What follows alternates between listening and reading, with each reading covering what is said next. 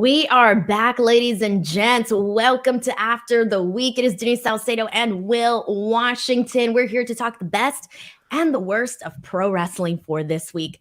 Will, I got to say, I think your worst was you getting sick. How are you feeling?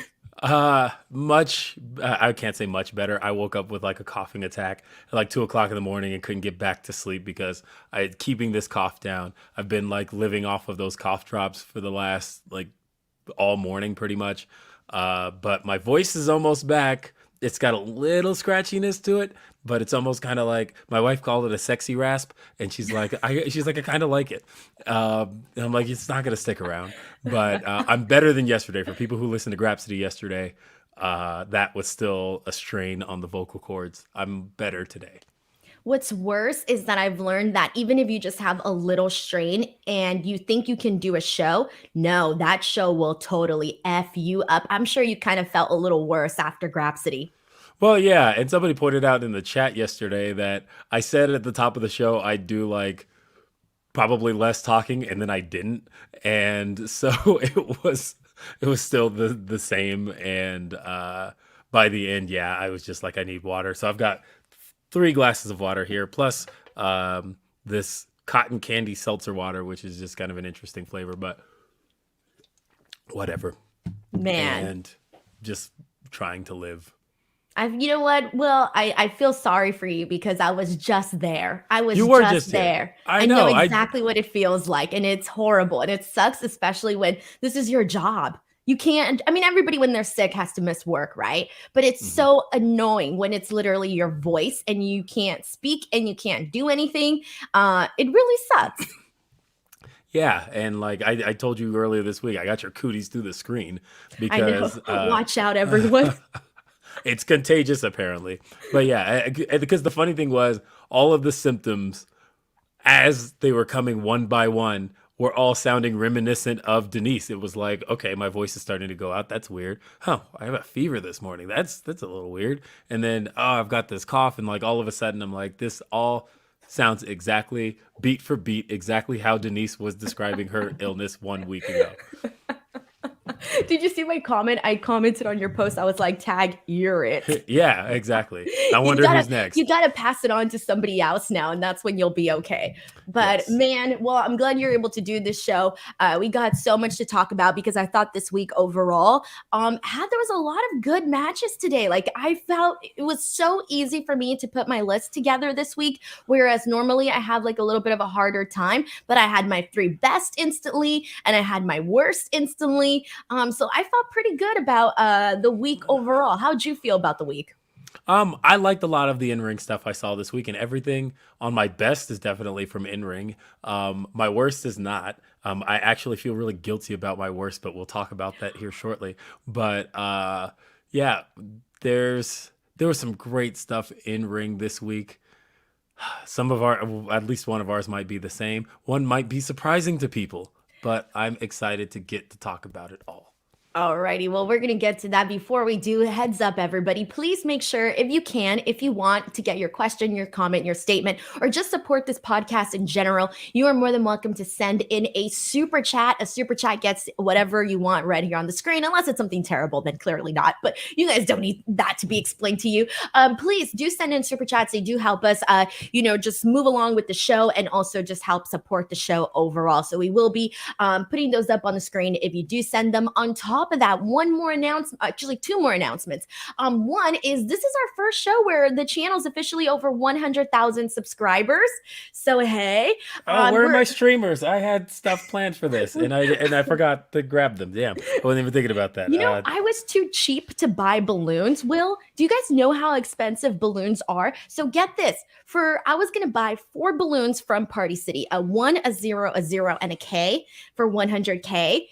And the total was like $62 for balloons. I'm not kidding you. Yeah, I usually, and granted, I have kids, so I do balloons fairly often for birthday parties, twice a year. Dollar Tree is really good for that, actually. I wanted the 1, the 0, the 0, they and the have, K. like Dollar Tree will usually have letters and numbers and stuff. But are they like the big ones, or are they like super little? I mean, move them closer to your camera, and then they're Watch, I'm and gonna they're go whatever today. size you need. I'm gonna go today and I'm gonna check because I could not get myself to spend $62 on balloons. Like, come on now, that's a little ridiculous, don't you think? Because I think Yeah, it's a little ridiculous. I mean it. Yeah, but I've done the Party City thing, and I think there's a reason I have experience at this party stuff. I'm actually throwing a party next month, and I already know where I'm gonna get everything I need, and it's Dollar Tree, baby. You want to sponsor this podcast? Please I do. will. I I love the will. Dollar Tree. Yeah, and of course it's like, yes, we will. Here's $1. But Oh man. anyway, What was I talking about? Where was you're I talking getting about to? we went. Yeah, Oh well, yeah, you yeah, reached the 100K. announcements. Yeah, the Yes. announcements. The announcements. Okay, so this is officially a 100K channel. We're actually 200 subscribers away from 101,000. So please make sure you guys click that subscribe if you're new here. If this is your first time on the show, get to know us. We're really nice. We don't bite. So please take part in the chat and all of Hard. that. On top of that, big announcement. I've officially moved my Speak Now Pro Wrestling shows over to this channel, which was a huge risk. But I'm so excited about it. And on Friday was the first show. I am going to be live on top of Sundays here with Will for After the Week. I will be live on Tuesdays to talk NXT with y'all. Wednesdays, AEW Dynamite, and then Fridays, SmackDown. So make sure you guys come on, hop on. And if you just want to have a good time and have some conversation with somebody about the wrestling that occurred that day, that's the place to be. So please help support those shows as well. But we got some super chats in here. This one is from Chi-Town Spurs, who says, my worst of the week is Dylan Brooks. Well, you might want to cue me in on this one. Yeah, you don't watch basketball, do you? Well, my husband's been watching basketball all day, and I sent him to the other room because I was like, nah, bro, I want to be in the living room with the big TV. You go watch your basketball in the room. No. It's playoff basketball season. You don't. No, you leave the room. Will, I wear the pants in this house. No, this is playoff basketball season. Are you kidding me? So I've Anyway, heard. the story here. Dylan Brooks, of course, player for the Memphis Grizzlies. The Memphis Grizzlies are in a series with the LA Lakers. So this is one you probably should have been familiar with. Dylan Brooks got ejected yesterday for a low blow on LeBron James. Wait, like an actual low blow? Like a low blow? Yes, not with, not like it was more like he kind of kicked in his direction and he was ejected with a flagrant 2. I didn't know this happened in basketball. It happens all the time. As a matter of fact, there's like videos of Draymond Green like kicking people in the balls during games. You can't do that. And so, yes, he was ejected from the game yesterday, and that did result in... Look, I watched that entire game, and I felt all season long that the Memphis Grizzlies are frauds, and that their number 2 status in the NBA was a farce. And I was really hoping in the playoffs that they'd prove me wrong so we could get the Lakers up out of here. And they are instead proving me right. Although Ja Morant in that fourth quarter yesterday, he is the man. Honestly, he was the player of the game last night, and he deserves all of the accolades he gets. But a 9-point first quarter is unacceptable in basketball. That's unacceptable in a lot of sports, but let alone basketball. But on the other hand, the fact that after all of that, the Lakers let them get as close as they did, and it ended up only in, I think, a 10-point game. Yeah, it's been a fun playoff season so far, and the Nuggets play tonight. They have a chance at sweeping the Minnesota Timberwolves. Oh, what if it's the Nuggets and the Lakers in the end? You know, I'm going to have to fight you for that. All of a sudden, I'm going to be like number 1 basketball fan. The hard part for me is that the Lakers have been the kryptonite to the Nuggets my entire fandom. That the Nuggets have made it to the Western Conference Finals 2 times, and both times they faced the Lakers, and both times they lost to the Lakers. And so I don't look forward to that possibility. I don't want to see that, but it could happen. So it's not a thing that I'm ruling out as a possibility, especially with it looking like the Lakers are probably going to beat the Grizzlies. I do have one more thing to say about this, by the way, because you know my husband, he's a sports addict. He watches everything. So here's the thing. If year round. There's something major going on in sports, okay? I feel like every week it's like, oh, well, this is really important and this is what's happening right now. And I'm like, imagine if I gave up my big screen TV all the time for every major thing in sports. Keep in mind, he watches football and not just the NFL. He watches the Canadian Football League. He watches the USFL. He even watches Is he watching the XFL. XFL? Okay. Yes, he watches all of that. And then on top of that, he watches basketball, baseball. It's like, come on now. If am I gonna be giving up my TV for every single major sporting event?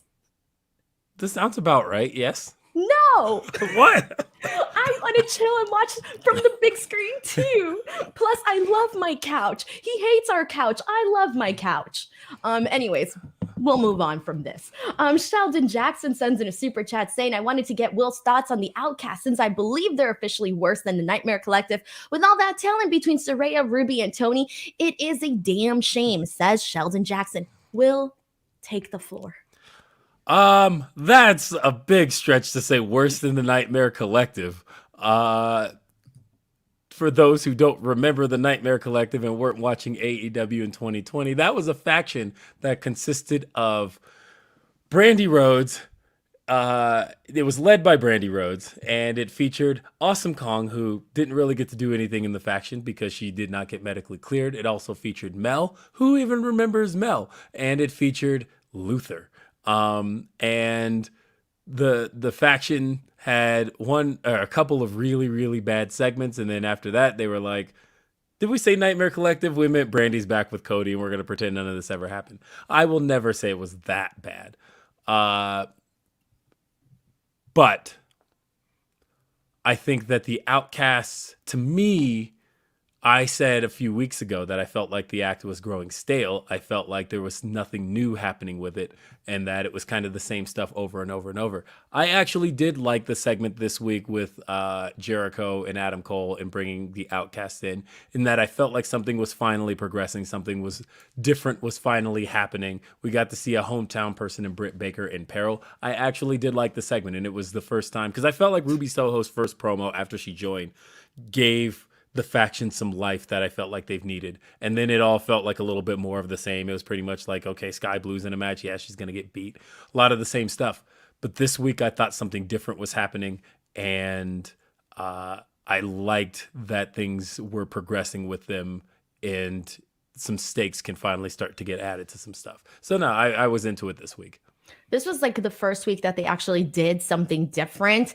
And then on top of that, I liked the drama. What can I say? I loved the drama at the end and everything that they had going on with the Jazz. And I kind of liked how that all, just like wedged in together. So I thought that for all the weeks of everything we've been seeing, that was probably the strongest for them, specifically speaking on the Outcast and whatnot. But thank you so much to Sheldon Jackson. Yeah, that's why I can't say that this is the week to say that. Like, this isn't the week I would say that they're the worst. This is the week I would actually say things are a little bit better. We got a super chat here from Johnny who says, hype for FTR versus Jay and Jeff at Double or Nothing, ? Well, we know that, Will, you're the world's biggest Jeff Jarrett fan. So I'm curious on your thoughts on this one, because we land on totally opposite sides here. Like, I'm cool with seeing if we were to see FTR, Jay and Jay Lethal and Jeff, I'm okay with that. But I know you're not going to be okay with that. I mean, I know it's where things are heading, so therefore, I mean, look, I recognize that the reasons I don't like Jeff Jarrett are all for reasons I'm not supposed to like Jeff Jarrett, so therefore, I guess it's working. You got worked. I know, and so, did you watch Rampage this week? I tuned in for one match. Was it FTR teaming with Jeff Jarrett and Jay Lethal? I'm sorry. No, I know. Yeah, you watched the main match. Yeah, I tuned in for one match, and it was the main event. Okay. I mean, Jeff Jarrett. I think the match will get good heat. That's the thing is, all of these Jeff Jarrett and Jay Lethal tag matches have all been very good. The matches they had with the Acclaimed, the matches that all led to us thinking that, oh my God, Jeff Jarrett and Jay Lethal could possibly win the titles.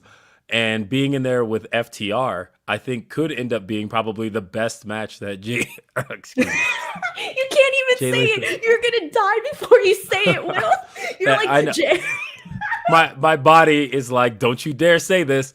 It could end up being like the best I'm match dying right now. that Jay Sorry. Lethal and Jeff Jarrett have had challenging for tag titles. It's just, oh my God.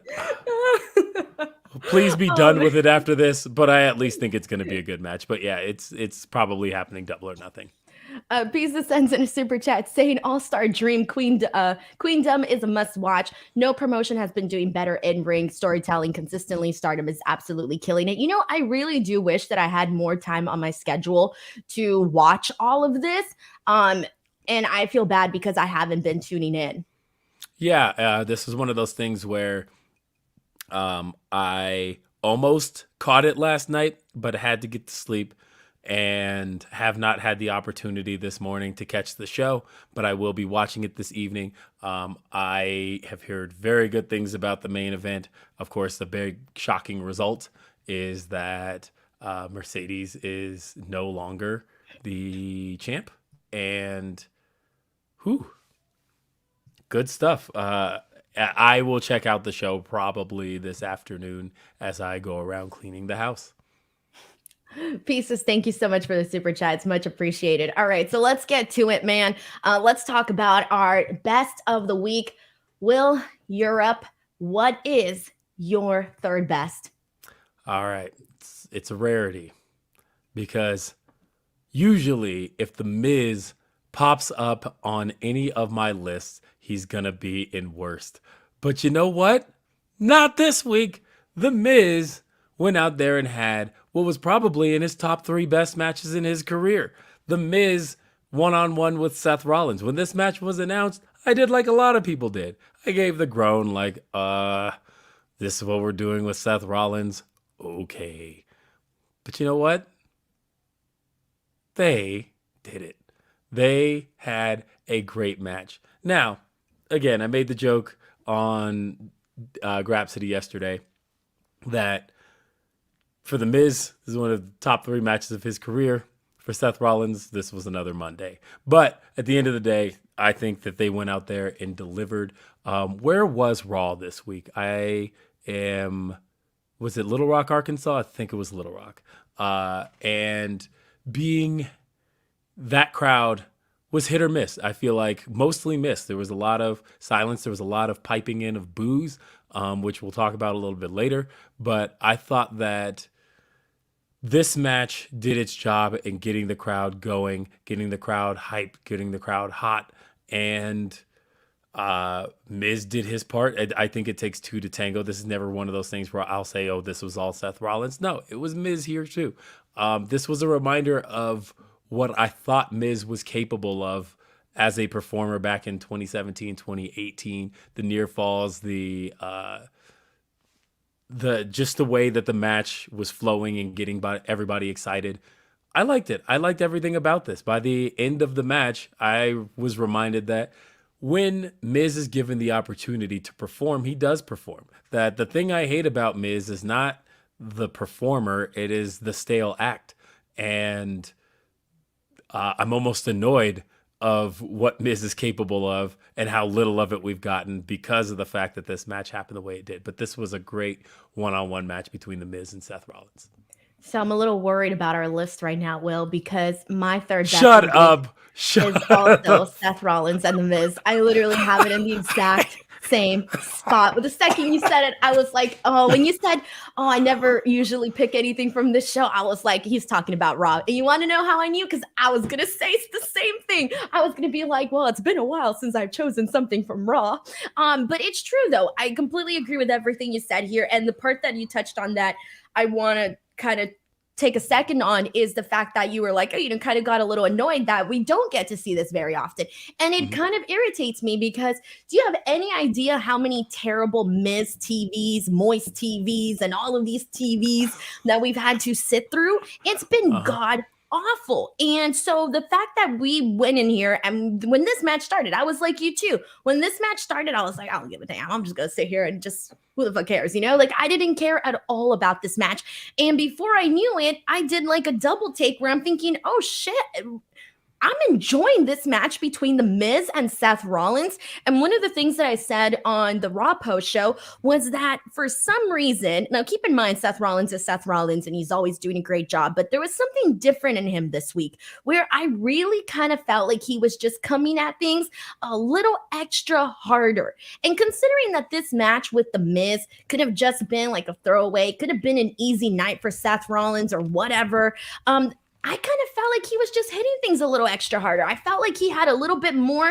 of I don't know, like he felt like he was there to prove a point. I think he was thinking probably, I mean, I don't know. I'm assuming like, oh, nobody's gonna care about this match with The Miz. Well, let me freaking surprise them here. I don't know. I felt like Seth Rollins came at this with a little bit of an extra attitude to this match. And so for me, that was definitely something that stood out. And there were so many fun moments like I loved. And the first thing that I think about was those dives, those numerous dives to the outside from Seth Rollins. I thought that was really freaking cool. I even liked the 2 DDTs that The Miz did. I was like, okay, he came to play. That was fun too. So there was a lot in this match that surprised me, not because it's not that I don't expect anything good from Seth, but it's more so because we don't get this that often on Raw and we don't get it from The Miz. And I think that was like the big takeaway from this. And now after we've had this reminder, Will, I don't want to see no more Miz TV. Give me a couple of months without Miz TV. I could use the rest of the year of a break from Miz TV. Give me some random matches. I don't even care anymore. Give me the Miz and Omaz at this point. I would prefer that so much more. What? No, you wouldn't. Okay, Stop it. I prefer the Miz versus Omaz more than freaking Miz TV. Okay. Am I alone on this? Chat, help me out here, man. What do you prefer? I'm sure some of the Homo sapiens in the crowd or in the chat will be on your side for that, but you don't believe that, Denise. Yes, I do believe that, Will. I'm saying that with my full heart and soul and spirit right now. Okay. Think about it. Honestly. I'm not thinking about this. Would you rather hear The Miz do the exact same thing he's been doing every week on Miz TV?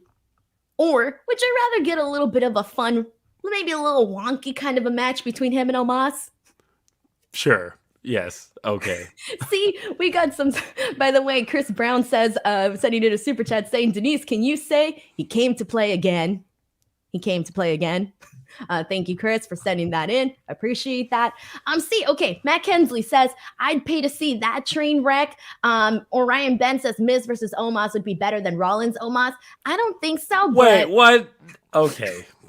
Okay, Darth Vapor here says, agree with Denise. Zeno Hour says, Homo sapiens united.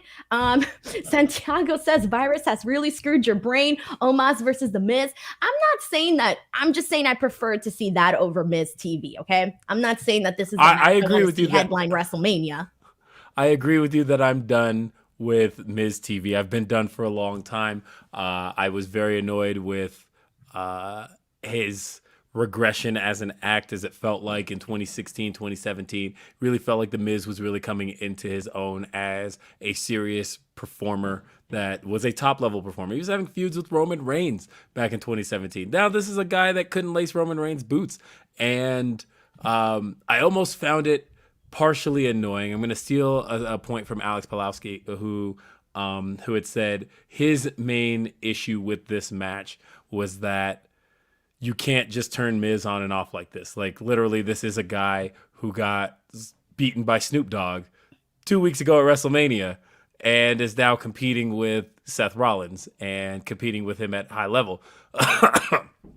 And that was the point that he had made. And I can see that point in that it's very hard for me to take a guy who, yes, I agree, lost to Pat McAfee in a couple of seconds and then lost to Snoop Dogg in even shorter time and was probably going to lose to Shane McMahon had that not gone the way it did. And so I can maybe see the point that was being made there. But at the same time, if you can really heat Miz back up, there is something left in him as a performer. But you can't just then tomorrow go, okay, remember that stuff we saw from him last week? Actually, he's a geek again. Like, but they always do that, though, with I know. The Miz. They've been doing that. Why do you think when he was WWE champion, nobody gave a rat's ass? Right. And that most recent title reign, I mean, he was squashed by Bobby Lashley very, very quickly. This was not a reign where he was taken seriously at all. I feel like Miz's regression as an act has really been going since about 2019, where they just decided, we're just going to throw the A-lister stuff back on him, and we're not going to do anything refreshing or new with him. Exactly. We got a super chat here from Micah Newby who says, what a character arc from mortal enemies on Quizlemania to becoming a hive mind. Keep up the fantastic work, y'all. Thank you so much, Micah. Denise and I have never been mortal enemies, but I was annoyed that she screwed me over in Quizlemania. I already told you that was going to happen to whoever would have been in your spot. This was not a targeted attack to you, Will Washington. It's targeted attack in the sense that I was always going to win that Quizlemania because I'm Will fucking Washington. And so that's... that's never gonna die. But I will say this, I was very proud that was one of the most talked about Quizlemanias ever because I saw them reactions and you know what I did? I was WWE with freaking Roman Reigns and Cody Rhodes. God damn, that's what I literally did. They stole my idea. All right. We got a super chat here from Ryan Pregler who says Mike Mizanin is a good performer, but Miz is washed. Well, I mean, that goes back to the same idea that we were just talking about them not doing anything new with the Miz. But I think the Miz is kind of just what he is now. And they find a way. They put him in there. They plug him in. And that's what it is. But thank you so much to Ryan Pregler for sending in the super chat. I appreciate it. All right. So we also got Sean in the chat, by the way. He says, I think Denise was a great Quizlemania host, ...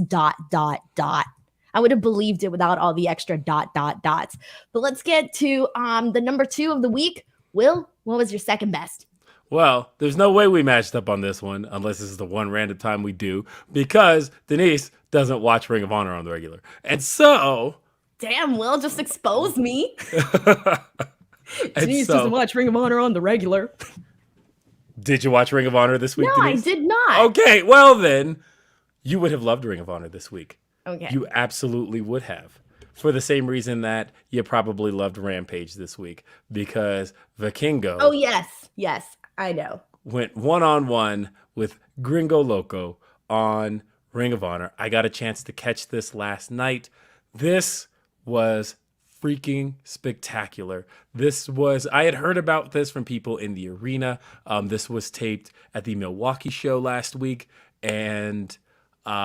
these guys, it's interesting. I've been hearing complaints about the Ring of Honor tapings when they're taped with Dynamite because it's basically like, oh, you're going to try and make us sit through like another full-on TV show. It's one thing to make us sit through Rampage because Rampage is an hour and you don't show us the backstage segments. But when it comes to Ring of Honor, you're taping this whole other show with this crowd here.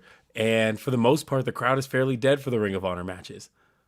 But if you can give them something hot, something that can bring them to life, like a Vikingo versus Gringo Loco, then absolutely do that. If you don't like lucha things, you need not apply here. But this match is very much lucha and a half. It was so good. It is a freaking highlight reel in itself. Everything from there was an inside out 360 springboard Rana from Vikingo that looked phenomenal. I have notes here, by the way. We saw a 450 corkscrew splash. We saw an avalanche military press slam. There was a double springboard corkscrew poison Rana, double knees into the corner, and into a 630 senton for the win. Just phenomenal action. This was the type of action that will get you out of your seat. Just the kind of stuff that you're seeing two performers where you're like, okay, you know that there's probably not going to be a title change here. You know that Vikingo is fairly protected. But at the same time, watching him and Gringo Loco do their thing there, man, a lot of my exposure to the best of Vikingo's work has been this year, and it's been very recent stuff. It's been the stuff in Ring of Honor. It's been the stuff, he had the match last week at Triple Mania, the four-way, to have the match with Kenny on Dynamite, to wrestle on Rampage again this week, and to have a match on Ring of Honor this week. I'm getting so much exposure to Vikingo to the point of where I'm like, this is a guy that I very much believe has what it takes to be an American TV star. And all it's going to take is getting him that exposure. But this match here belongs on any list of the top matches I saw this week. So when I saw that match was announced, by the way, I knew that it was going to be good. And I'm actually, you know what? I'm gonna make sure, because I haven't gotten my Honor Club subscription, by the way. I think that's what's been like my thing, that I keep forgetting to sign up.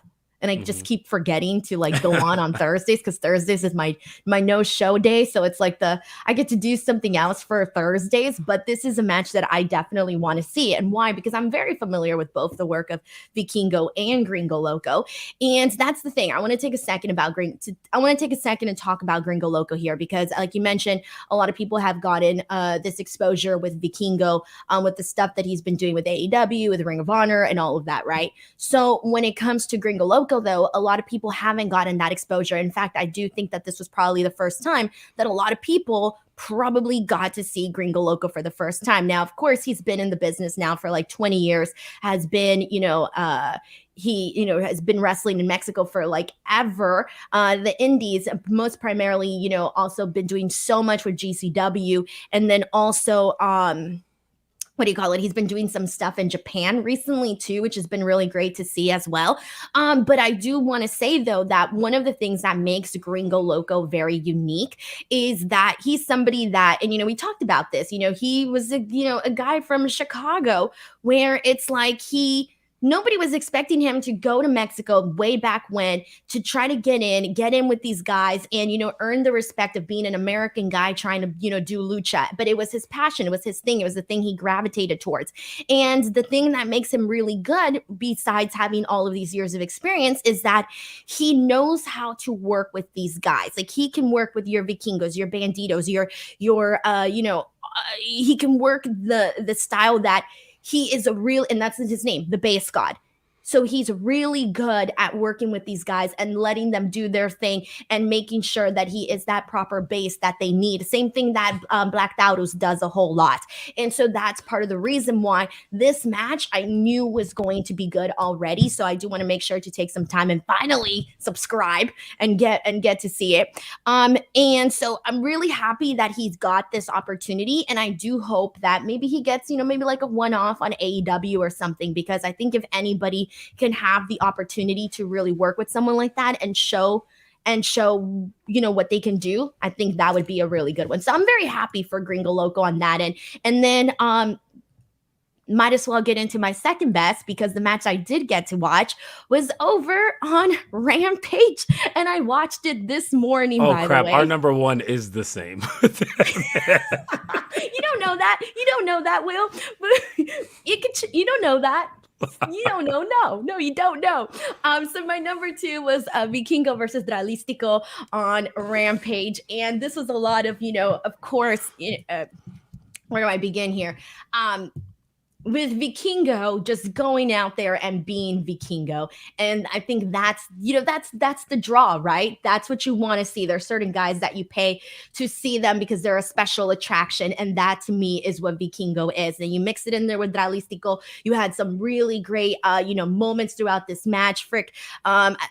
Like Canadian Destroyer on the apron. The one move that always makes me so nervous, or not nervous, but like I always go like, damn, Vikingo, don't hurt yourself, or rather just like, don't have to do this in every match, is the one where he does like, he dives out into the ring and the person moves out of the way, but he still takes that bump onto the mat and nobody catches him. I'm like, oh, Vikingo, protect yourself. But we don't necessarily like need that one if you're not going to take it every time. It does, but obviously, caretaking and all of that, whatever. Yes. So this was so much fun. This was a main event for Rampage. This to me felt like I could not miss this. I couldn't miss this match. And that's why when I tuned into Rampage, I was like, I'm specifically tuning in to watch this match. This was the match that I watched. This was the match that I enjoyed. And kudos to Vikingo. He took 2 spots here on our show in 2 totally different matches. We got a super chat here from Yes Boy who says, hear me out, Bullet Club Goldberg. Get out of here. No, stop bringing up Goldberg.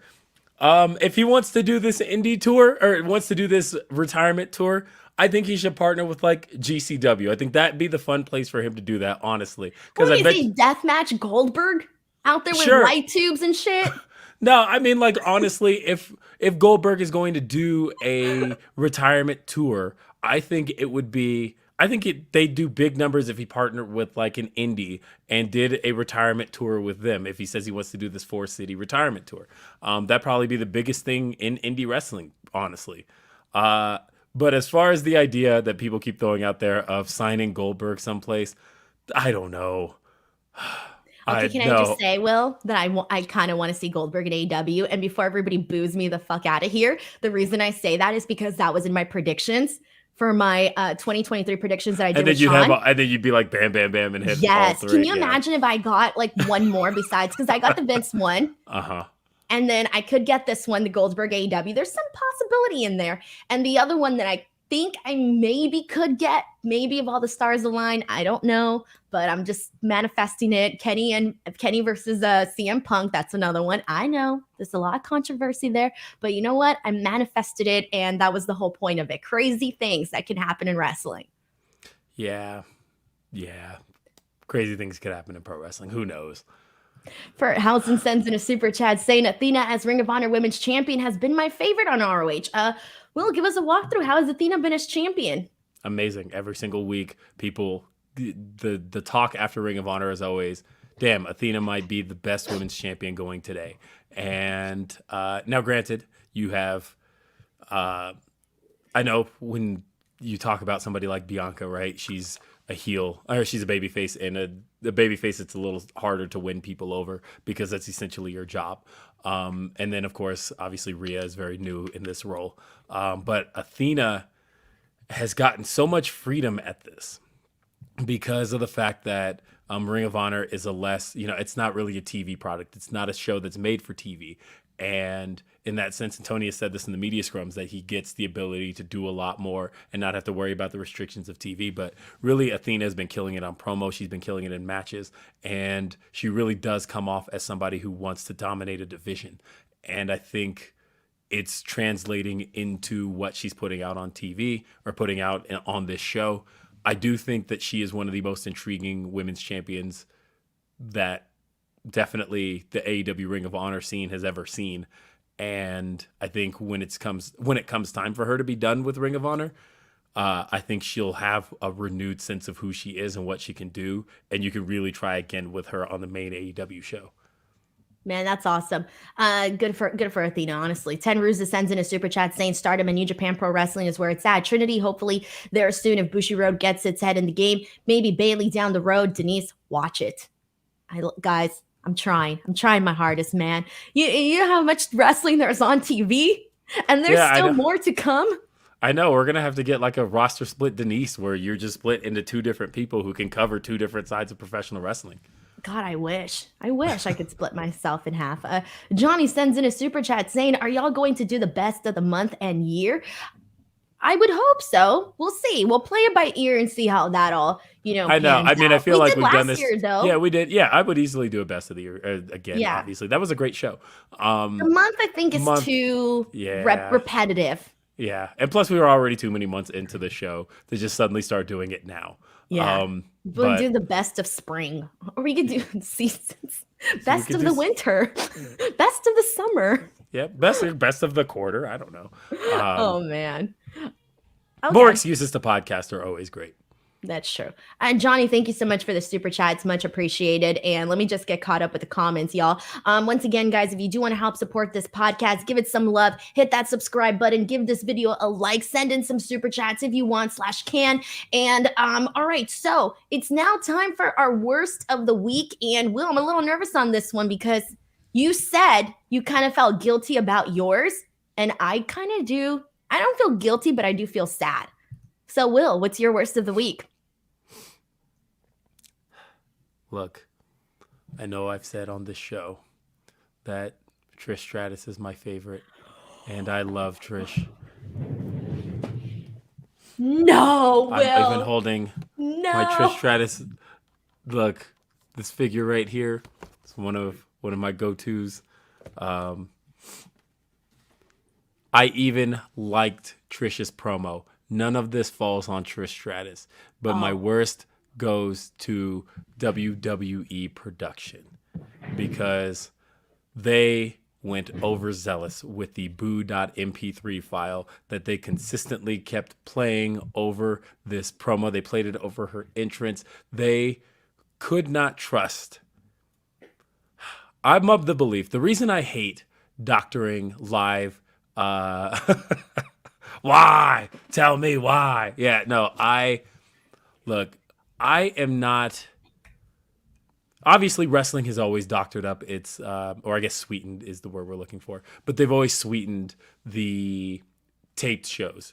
The AEW does it with Rampage. WWE used to do it with SmackDown, main event, whatever it was in a taped setting, heat. We always saw the tape shows get sweetened reactions. But it's a very recent phenomenon in live shows. WWE only started doing it when they got back on the road after the pandemic because they didn't have the tools to do it. They didn't learn to do it in live shows until the Thunderdome. And then once they kind of got a taste for getting live reactions and being able to do them on the fly, they decided to start doing them in arenas. They've toned down a lot on it since Vince has been not head of creative. But when it happens, it stands out. And this week was so bad.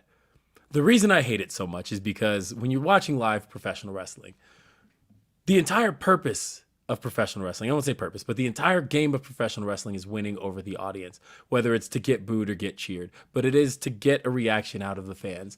And the game that you're supposed to play is to work to get those reactions. If you're not getting the reaction, you try harder or you go back to the drawing board. But it's always about playing to the actual crowd and what they're doing for you. Whether they're whatting you, whatever you're doing, it's your job to adjust. But to have the ability to just keep playing boos louder and louder. And you would have thought this was like Vicky Guerrero heat from back in the day, the way Trish was getting boos, except you're looking behind her and everybody's sitting on their hands not doing anything. Some were looking at their phones. And then these boos just keep getting louder. And this was like, this sounded like, you remember that the Raw after WrestleMania, what was that, 33, where Roman Reigns came out and was getting booed after he beat The Undertaker and he did the "It's My Yard Now." And every time he brought the mic closer, the boos kept getting louder. This sounded like that. Except total uncanny valley. Like I couldn't even get into it because of the fact that they were just drowning this entire promo in, like, that's not even the way promos work. Like people tend to kind of be quiet and listen to what the person has to say and react once they're done talking. Then they'll start booing. But for whatever reason through this promo, they're just like, let's just hold our finger on the boo button and we're just going to have these crowds just jeering the entire time. It sounded awful. It was taking me out of the moment. I was like into what Trish was saying. A lot of it was along the lines of what I was saying I wanted to hear from Trish last week on this show.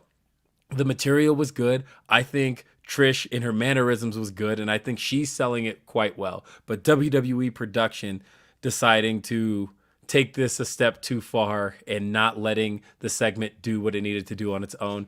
Worst thing I saw this week. I'm so sorry, Trish. I didn't mean it. You're still my favorite, but God, I could not stand this. This drove me nuts. Well, it took a lot of bravery to do that because you have been here. We just had this whole long discussion about Trish Stratus last week, I think, on last week's episode. And you were very excited about this. And it kind of feels like, based on everything you said, the production aspect of it dropped the ball. But I will say this, though. I do think part of the problem was that there was really not that much interest in what Trish Stratus was saying, because I do think that the crowd could have responded, could have reacted. I mean, she was getting whatted at this point. And I do think a lot of that also had to do with the promo itself. It was a fine promo, but just it really truly felt like no one cared. Yeah. And I think that again is the game of pro wrestling, though. You have to do the work to get people to care. You can't just fake it. And I think that they did a disservice to everybody involved here to kind of take the shortcuts and to play it the way they did. And I just wasn't a fan of that. So I think like for sure, like I would have preferred for them just to obviously not, go crazy on the boo button, like you said, and instead like just have it be, even if the crowd's whatting or silent, just let it be what it is, so that then when she finally, moving forward, if she finally gets that heat that they want, then it'll feel like it was earned, like there was a purpose there, and they finally won the crowd over in terms of reacting to it. So I do kind of feel bad though in that sense, because I did think she had some really good lines in there. Like when my favorite one was when she said something along the lines of, "I'm not your childhood fantasy." Yes, I was about to bring that up. And That you was know my what? favorite A part. good crowd would have responded, "Yes, you were. Yes, you were." Because she was. Because Let's she be real. was. She That's was. what this is. Yes. And that was the thing too, like I thought that was good, and so I do think that there was a lot of good highlights in there. They probably could have trimmed this down just so it didn't feel like she was out there for so long, basically getting no reaction, and them going, the TV audience getting an entirely different experience from that. I do think they could have probably trimmed this down a little bit more, have her hit her points, get to the point where she talks about how she wasn't people's childhood fantasy, she wasn't just a sidekick and this and that, and I think that would have came across a lot stronger. But it did kind of suck because nobody cared, and so they have to make it so that you do care, because we all know those boos weren't happening legitimately. Yeah. But Although, so I keep forgetting this picture exists, but I'm always glad when it does. Where it was the WWF Fox account, and then Trish reshared it, but the picture of Roman Reigns as a teenager with Trish on his wall. I didn't see it. You didn't see that? And No. yeah, like she's been doing great work online, and she shared the picture, and she was like, "At least he acknowledges me." It's always. Every time I see that picture gets me, because even Roman Reigns knew what was up. Me and Roman are about the same age, and look, he knew that Trish was it back at that point too. His was signed though, so like he clearly even got, I don't know. You think that's a little awkward, by the way, if now you're like this big WWE superstar, and then one of the earlier stars that you had a crush on comes in, and it's like, "Hi, how are you doing?" I'm imagining Roman Reigns being like super nervous of like, "Oh my God, it's Trish Stratus." Right? Yeah, that actually sounds That's awesome. a little embarrassing, huh? I think so. No, that's I would be awesome. humiliated if like all my crushes, growing up saw that. Like that's embarrassing. Look, I have met Trish Stratus exactly 3 times in my life. 4? 3.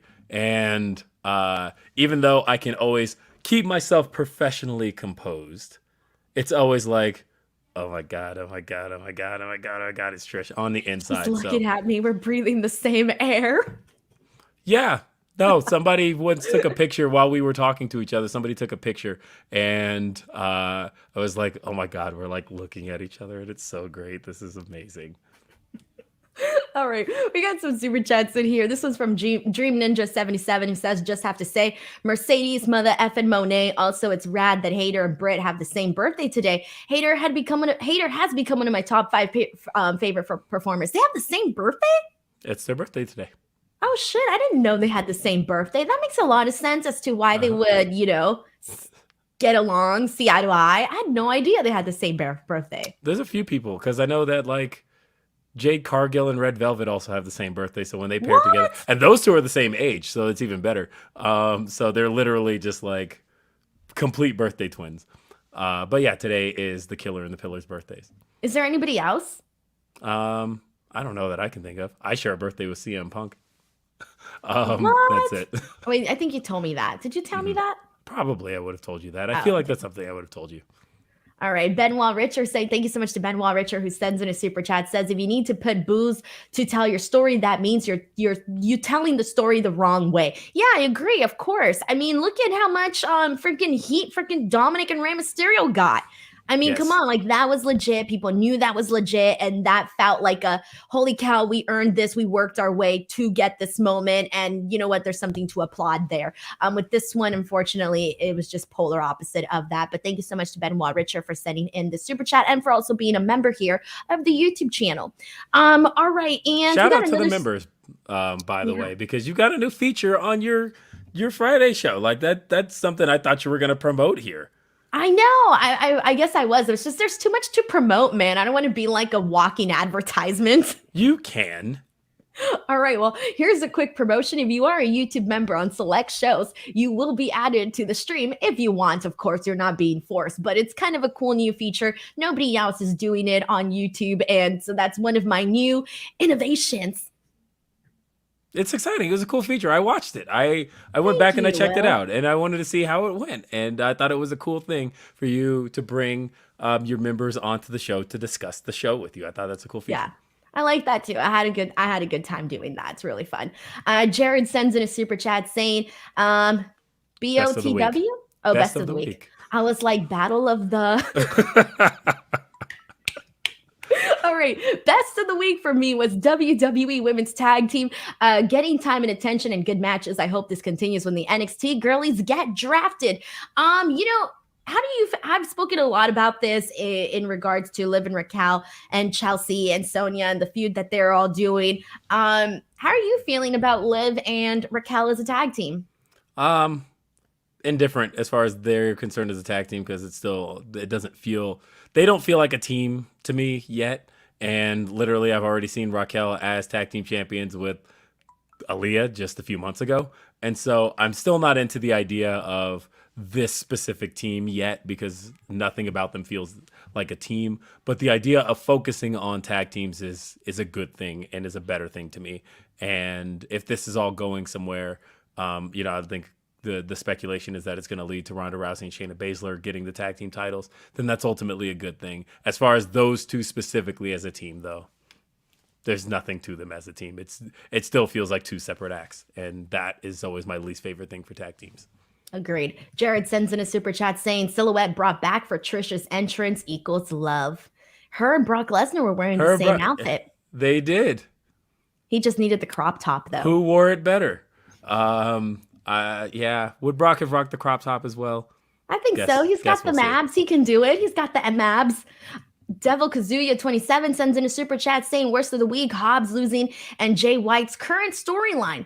Well, I think that should probably cue me into my worst of the week.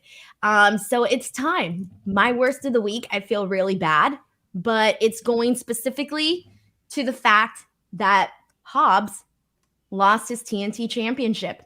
And I'm going to be completely real when I say this.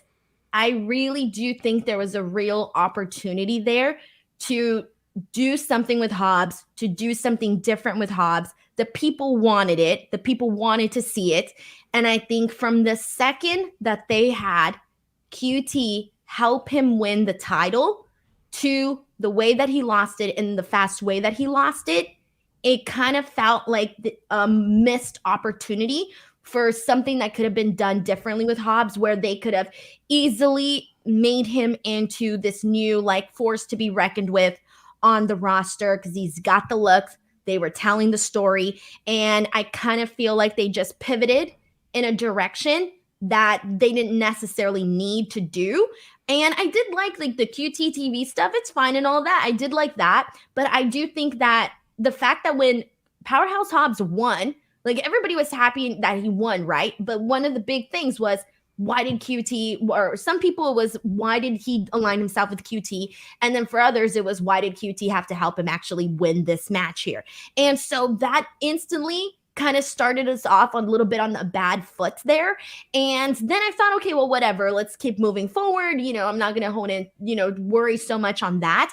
But the fact that I don't feel we legitimately got anything from the reign is kind of disappointing, because they could have easily done so much more with Powerhouse Hobbs as champion.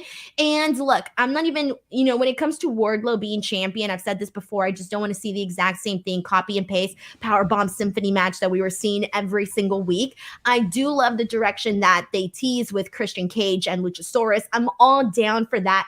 But I don't necessarily think that it should have been at the expense of kind of halting this momentum that Hobbs could have gotten at one point had he kept going strong from everything that went down at Revolution. And I think that there was a lot of momentum there that they did not necessarily pull through the right way, in my opinion. So for that reason, that specific portion of it is my worst of the week. I agree.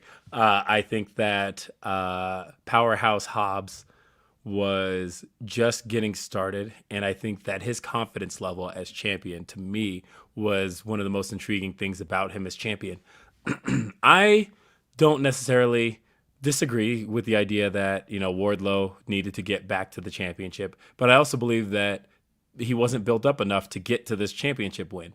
That I would have done it a double or nothing. I would have waited just a little bit longer. It's a month from now, and I think I would have allowed Hobbs to have a stronger reign, more of a presence on Dynamite before throwing it straight back at Wardlow. My understanding is that this was the plan all along. It wasn't like a sudden thing that he was always going to win the title back, but and that's why he lost it in the fashion he did.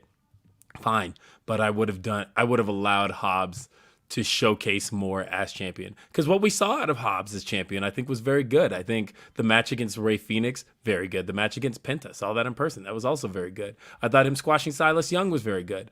I think that we should have gotten, if his reign was going to be this short, we should have seen more of what Hobbs had to offer. And I think getting Wardlow back to that spot should have been done on TV more to get to this victory. And the fact that neither really got there, just this felt like it came out of nowhere. Even pairing him with Arn Anderson, I think should have happened sooner if it was going to lead to this. Yeah, I think everything about this just felt too rushed for me. And I wanted Hobbs to get a longer reign. Look, Hobbs is the big homie. I love Hobbs. There's nobody I was happier for than to see him get the brass ring. The way he cut that promo on Wardlow in the media scrum, very good stuff. He outshined him. I thought he was really showing the confidence to be a champion and to carry himself as a champion. And I just wanted to see it go longer. That's all. Yeah, I agree. So there you go. That was my worst of the week. We got some super chats to get into. This one is from Ricardo, last name TBD, who says, "Say now and always, Will. It was awesome." Hold on 1 second. He means once and always, but 2 seconds. Okay. Devil Kazuya sends in a super chat saying, "Worst of the week, Hobbs." Oh, I already read this one. Hobbs losing and Jay White's current storyline. Okay, thank you so much to Devil Kazuya. Sorry, I read that one twice. And alrighty, everyone. So we're about to get into our best. Oh no, we're not moving on yet, Denise. No, we're not moving on yet. No, because he mentioned once and always, and I wanted a chance to talk once and always because I have not gotten to talk about Mighty Morphin Power Rangers on this show. So thank you for bringing up once and always, because once and always happened. It took place. I'm talking about like it's wrestling, but it finally premiered on Netflix this past week, and guys, it was everything I could have possibly wanted out of a Power Rangers special. Was it cheesy? Yes. Was it poorly acted? Yes. Was it nonsensical? Absolutely. And was it the best thing that's happened this week? Abso-freaking-lutely. I loved everything about it. I thought that Walter Jones killed it as Zach again, and for it to be his first time as Zach since he left the show in 1994, I think was that piece of it brought a tear to my eye. David Yost back as Billy. Look, David Yost, terrible actor, and doesn't have it. But at the same time, this is Power Rangers. Nobody does. And seeing him back in the role was very, very good. I was happy to see Kat. I was happy to see even Steve Cardenas. I was never a big Rocky fan, but I feel like Steve Cardenas never really gets his due. Everything's always been about Austin St. John as Jason. And so to see Steve Cardenas get his shine as the Red Ranger was also very, very cool. And look, I cried at the end, honestly. That tribute to Tui Trang and Jason David Frank, where they replayed the song that they did at on Green No More, or the episode before Green No More, the song that Kimberly and Zach had sang to them, I thought was a really touching moment and a really good way to pay tribute to the Power Rangers we've lost. This was really, really cool. And if you grew up a Power Rangers fan, this is absolutely for you. If you're not a Power Rangers fan, this is not for you whatsoever. I thought that the Megazord stuff wasn't any good. I thought that CG Megazords, Never a fan. As a matter of fact, I thought this looked worse than the stuff from Power Rangers the movie, but and that's CG from 1995. I would have honestly gone old school Sentai with it, but otherwise, Power Rangers once and always. If you haven't seen it on Netflix, give it a watch. It is everything you could want as a product of the Power Rangers generation. You may return, Denise.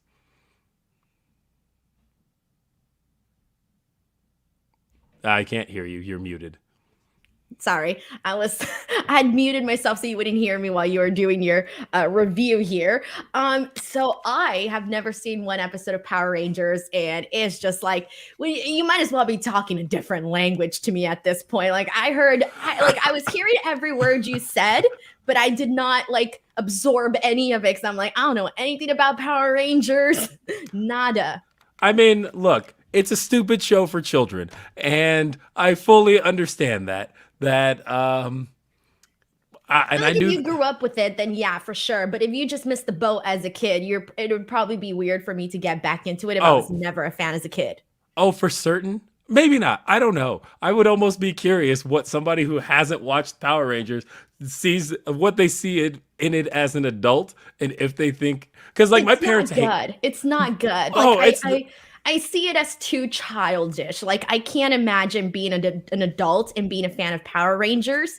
And I'm not like shitting on anyone, but that's just like the way that me as an outsider, the way that I see it. Like, I can't imagine, like, for example, I used to watch Blue's Clues as a kid. Okay. And Barney. All right. I can't imagine. We're not comparing Power Rangers to Blue's Clues and Barney by the mother freaking way. Yeah, but that's the shows I used to watch. So I can't imagine myself tuning in to watch Barney the movie at this grown-ass age. I would watch it. Well, you didn't watch the Blue's Clues movie that just came out? There was a movie? That just came out, yeah, with Steve. Like, he's back, and it's really good. Steve's back? Yeah. I thought they replaced him. Well, so it's like, it's an actual movie that brings back Steve and the other guy, and it has the new guy, and it's actually pretty good, and it's like made for our generation who kind of grew up with Blue's Clues. But anyway, the thing I'm getting trashed in the chat. Oh yeah, you absolutely should. I'm sorry, I've never been a cartoon person. Like, the thing about Power Rangers, for whatever it is, all generations who grew up with Power Rangers, there's this weird thing where we can't seem to give it up. In 2014, I went to Power Morphicon, which is exactly what it sounds like. There's a con? Yes, which is literally just a con for Power Rangers fans.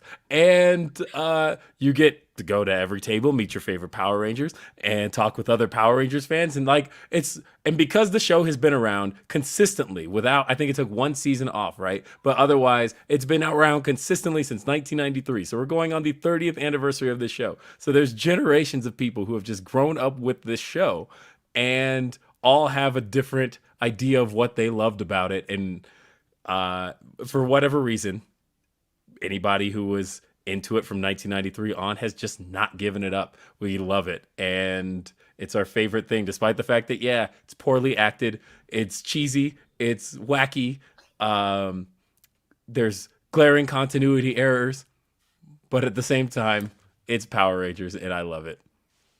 Well, and I'm glad that even my kids are into it. That's awesome. I feel bad because I've never been on board with the cartoon stuff. Once I became like a teenager, I was out, the cool, like I phased out of things, I think, the way that most people would think you would. Like, as a kid, I watched the cartoons, but I was a PBS kid, by the way, so that should probably explain everything, in the sense that I watched like all the educational shows. Yeah, I mean, there's only two types of PBS kids, and I'm sure both of us fall into the latter part of it, which is there's the kids who watched PBS because it was intellectual TV, and then there are the kids who watched PBS because they were poor and it was I free. think I was probably, I don't know, I was watching, I don't know what, I was definitely not rich growing up, but I would watch PBS, and then, I grew up, and then I was all about the Disney Channel. Like, that was my life, like Lizzie McGuire and Raven and all of those types of shows, even Stevens, like that was my life. And then I phased out. That's my daughter, by the way. Yeah, see, and then I think my last show that I was like that I watched that was still appropriate at the time for my age group was probably The Sweet Life of Zach and Cody. I still love that show. And then by then, that was it. I fell off and I was no longer watching Disney or Nick or any of that. I moved on. I moved on to adult programming. And that was it. You know what was funny though was that I was kind of the same way, but in the sense that like I watched Power Rangers consistently from about when it came out when I was in the first grade, and I watched it till about like in the sixth grade, I had to pretend like I didn't. And then like, because I was starting to be surrounded by kids who were like, oh, you still watch Power Rangers? I'm like, no. And then in like seventh grade, I still watched it. And then like eighth, I kind of grew out of it. Ninth, I was out of it. 10th, I was out of it. It like I was into adult programming, except I still watched pro wrestling. That's the funny thing. We're having this conversation, but we're also pro wrestling fans.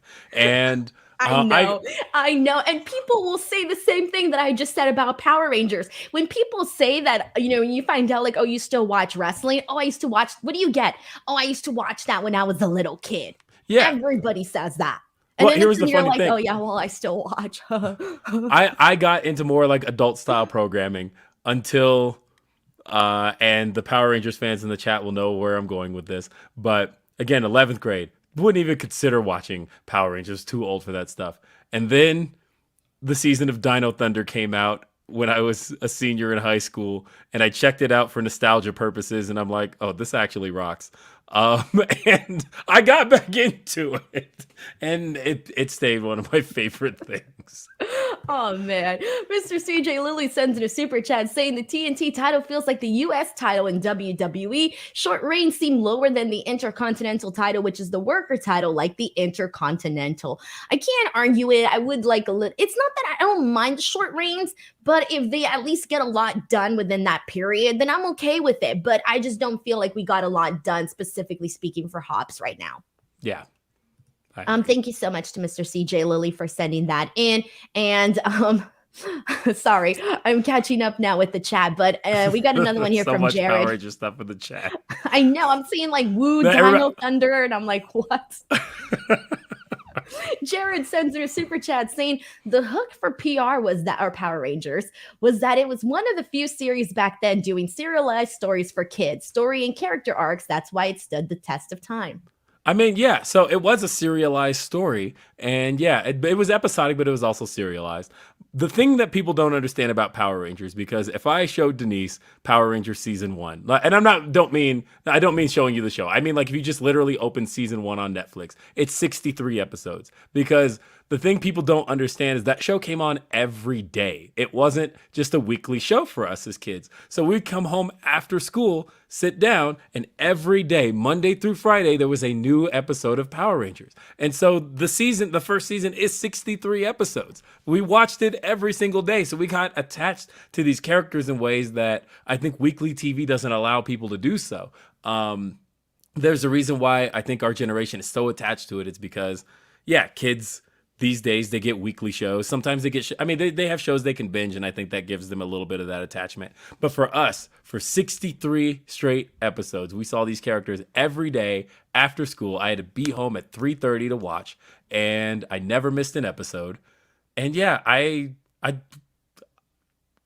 again, those who know, the power transfer episode, I sobbed for hours, and I was so upset. And these were characters that, in hindsight, as now that I look back at it, it had only been a year. It had only been a year that I was attached to these characters. But the fact that it was a year of, again, I saw across 60, almost at that point, 80 something episodes. No, I agree with that. It's serialized stories for kids. Story, character arcs. That is why it stands up. I agree with you, Jared. That is a great, great super chat. Jared, thank you so much for the super chat. It's much appreciated. We got another one here from Chris Brown who says, Denise, I watched PBS too. I loved Arthur. I did love Arthur too. And seeing the Arthur memes now, like I'm so happy about that. But yeah, I was an Arthur fan as well. And you know what? Hold on. Devil Kazuya said, Will, can you give us your best dragon flute? Not only can I give you my best dragon flute, I can give you the dragon flute because I freaking have it. Oh, wait, hold on. How do we play the... There it is. And... Yes, of course I can. The dragon flute. The dragon dagger. You can come back, I Denise. want to cry. I want to cry. This is like an entire world that I'm just not familiar with whatsoever. It is? Really? Because it's Morphin time. Oh my God, my brain is melting right now. I feel like I stepped into the boys section of the Toys R Us aisle. That's Which is literally the what I best feel section. like. Oh God, no. I see those toys and I'm like, these are so boring. Like, what are the kids doing with these? Like, I'm sorry. I find the boy toys very boring. Like, whenever I have to shop for a boy, like I just let my husband go. I'm like, you pick. Like, what would a little boy like? Like, he's like, oh, this is so cool. And I look at it and I'm like, Yes. that is so boring. It doesn't even come with accessories.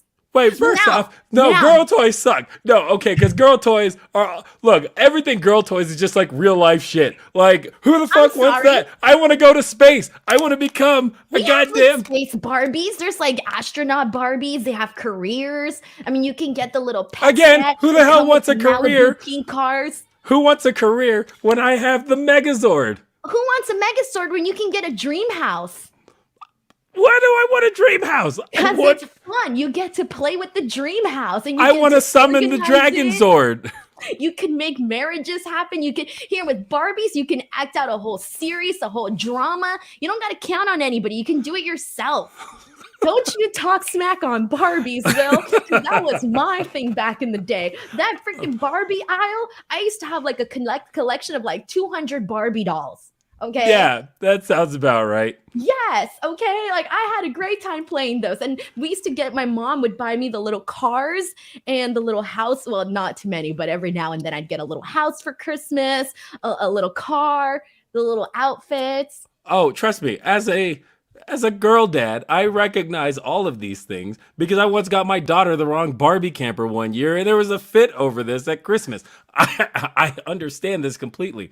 On the other hand, though, I don't understand because I'm like, well, what's the difference? It's a fucking camper. But then with my son, on the other hand, really? This is a thing? I will never forgive my mom for this one thing. The one thing I will never forgive my mom for is the fact that she never got me those freaking easy bake ovens. My whole life, I wanted an easy bake oven. You guys know which one I'm talking about. I always wanted one and my mom never bought it for me. And now I have, and 30-year-old me sees freaking easy bake ovens and I'm so tempted to buy myself one because I never got one. Also that and the button maker. She never bought me. There was this thing that you can make buttons with.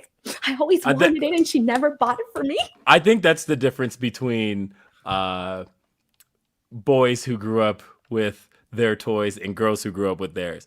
Like, you see an easy bake oven and are like, man, I wish I could have had that one day. I, on the other hand, saw the Dragon Dagger at age 33 and was like, I need that. I'm buying this right now. And there's a double standard, by the way. Okay, you buying that sword, everybody would be like, "Oh, that's so cool." If I popped in here with my easy bake oven, people would be like, "Grow the fuck up, Denise." I wouldn't. I would say, Denise, that's very cool that you bought that thing from your childhood. No, it's totally a double standard. If I had Barbie still, can you imagine how bad that would look? No, I wouldn't judge you at all. Yeah, I would judge me. I mean, why? You're a career person who's doing cool shit. I shouldn't have Barbies. I'm 30. So do what the fuck you want. Like you are accomplishing all your goals and dreams. Ever having an easy bake oven. You have a birthday coming up soon here, don't you? This is gonna be great. Will, no. Yeah. Will, no. No. I'm a grown ass woman. It's gonna be so exciting. An easy bake oven. Richard Martinez sends in a super chat saying nostalgia is my drug. I am loving these shout outs. We got something for whatever it is that you played with as a kid. Richard Martinez, thank you so much for the super chat. I appreciate that a whole lot. All right. And damn, I feel so bad because I'm trying to catch up with everything here and all of the super chats. Will DeVee says, Will, do you have Talking Saba Sword 2? No, I wish I did, but I do have the Falcon Zord. Come on, y'all. You know. And there's a Dragon Zord back there, too. I'm not going to go get that. And I also have the Ninja Megazord, which goes hand in hand with the Falcon Zord. Shit, I just came up with a really fucking cool idea, Will. Holy shit. If you're down, we should do this. Holy okay. Okay. What's this? We need to do a video where we each go to our local Target, and pick 3 of the coolest items we find in the boys' aisle and the girls' aisle. Bring it here. Obviously within budget, because there's some cool stuff that are like hundreds of dollars. I ain't about to spend hundreds of dollars on a fucking Barbie house. But we should do that. Yes. And then we'll like donate them. Yeah. Yeah. And then I'm going to be an adult and give it to my little cousin. I was going to say we could donate them. And she can play with them. Or to a charity or a good cause. Something that's like we can make a good use of this as a podcast. Actually, maybe a good thing. Yeah, that'd be cool. Like a segment, obviously. I ain't gonna go to Toys R Us or freaking Target every week to go buy Barbie dolls. But Will the Beast, thank you so much for the super chat. We got one here from Sheldon Jackson who says, "Will, we need a Power Rangers podcast from you ASAP." Sure. I would absolutely love to do that. Tyrone Kidd sends in a super chat saying, "Love you two. So what's the chance that Zelina uses the chanclas at the PLE versus Rhea Ripley?" I would love that. I would love to see that. I would love that too. I honestly thought that's what was going to happen to Dominic at Mania, but Marco from the future says, "Sounds like a finisher, the easy bake oven." Hey, man, that'd be cute, actually, if someone had that. By the way, Zero Prime says there's money collecting Barbies. Denise, no BS. Hey, man, if I would have saved my Barbies from back in the day, I think I would have probably made some good money, but I don't have them. Joseph Molina says, "I'm 45 and I'm still collecting Transformers." That's awesome. Yeah, Transformers are great. No, honestly, I was just talking... I just tweeted about Transformers yesterday. Yeah, honestly, I could talk anything that involves robots that turn into other different types of robots. It's my kind of thing. Bumblebee was very good, by the way. If you never saw Bumblebee, I honestly, because a lot of people... was he in that? Yeah, Cena's in that. He plays what you think is the antagonist, but he's a good character in that movie. A lot of people slept on that movie because I think the Transformers movies all sucked up until that point. And then Bumblebee came out, and people were like, another Transformers movie. And then that one was actually really good. There's a lot of heart. Haley Steinfeld is actually a really, really great protagonist in that movie. And it's really it's an 80s like coming of age story that just happens to also have robots, more than a like big Michael Bay action movie. It's really, really good. Dead Train 24 sends in a super chat saying, "Hollywood, I'm 42-year-old male and I always wanted a dollhouse for my GI Joes could perform raids on their houses. And I'm with you, Will. Buy it. We work hard for the money. Spend it how you see fit." Absolutely. Look, do you see this room that I'm in right now? There's an arcade behind me because I spent my childhood going, I one day want an arcade. And I did.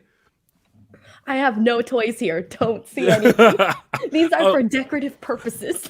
Look, everything in here was me going, that thing from my childhood I wanted that I couldn't afford because, look, I didn't grow up with money. And now that I am an adult and am able to just spend, I'm just going to buy shit. And I do it because why the fuck not? If you want stuff, just go get it. Don't care about what anybody thinks of it. Just do it because it's great. So what you're saying is go get your Easy Bake Oven. Okay. Yes, no. But don't get your Easy Bake Oven. No comment. Ryan Pregler sends in a super chat saying, "Denise, that's cap. If you bought an Easy Bake Oven, I'd be asking for cupcakes." Isn't it weird though that I shouldn't rather have an Easy Bake Oven when I have a real oven at home and I can make I can make cupcakes. That's what I mean about girl toys. Me back. That's what I mean about girl toys, by the way, is that once you reach that point, it's like in my real life, I could never get the Dragon Dagger in any other fashion because there's nothing else like this in my real life. But you, on the other hand, it's like, why the hell do I want an Easy Bake Oven at 30 when I can literally just go to my oven and make some fucking cupcakes? I get it. Jared sends in a super chat saying they resell girls' toys for boys all the time. Easy Bake Oven equal Monster Bake Oven. Sky Dancers equal Dragonflies. They're all the same. Barbie equal G.I. Joe. And I fell for all of that shit. I had the Monster Bake Oven. I remember that actually, where you could make little gross things, but it was like, this really was just the Easy Bake Oven. Sky Dancers, I remember the Dragonflies, and it was just flight is might. But it was like, yeah, these were just Sky Dancers, just like green. And yeah, Barbie and G.I. Joe. Yeah, I know. We're suckers as consumers, and it's very easy to get us.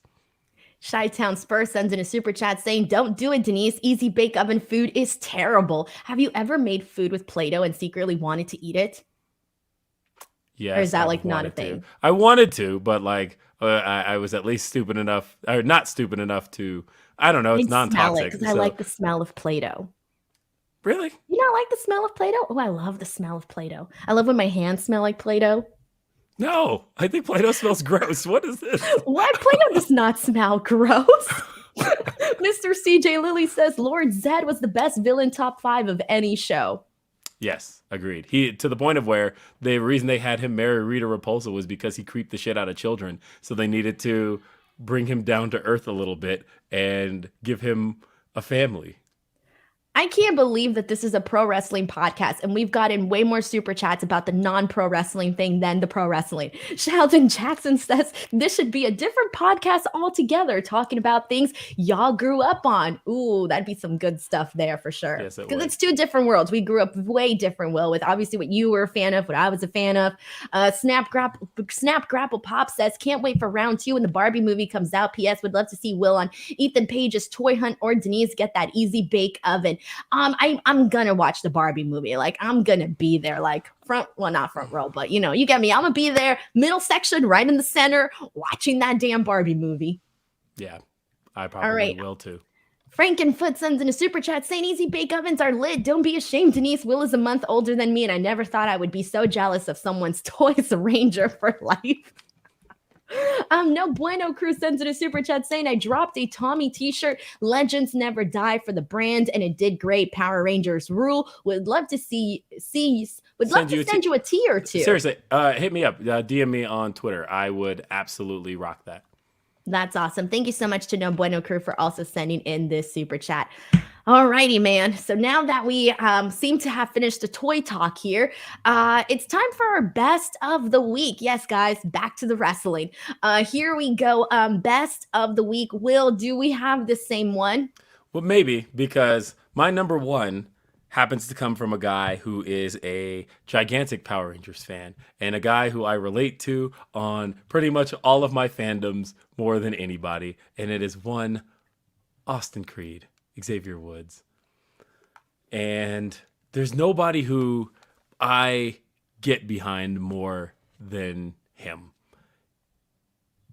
He just has such an endearing personality, and he makes you want to see him succeed. To the point of where challenging somebody like Gunther, somebody who you know they're going for the record, you know he's going to become the longest reigning intercontinental champion of all time. But up against Xavier Woods, damn it, I just wanted to see Xavier get this victory. I just wanted to see him pull this off, to pull this out, and to get this win. This was great. Denise, why did you love this match? So for me, it was weird because, you know, I don't want to see Gunther lose his intercontinental title, okay? I really don't. But at the same time, I didn't want to see Xavier Woods not win this match either. Like, they made it so that I would have been okay with it going either direction, because here's the thing, like, this match was so much fun. I love that right off the bat, Xavier Woods tried to like bring the big man down, attacking the legs, trying to bring him down. Couldn't. And then he took pretty much a beating the entire time. But then towards the end, you know, had his comeback. And my favorite part was right before the finish, he did a leg drop. He had like a crucifix pin. He did so many different things to try to, you know, keep Gunther down.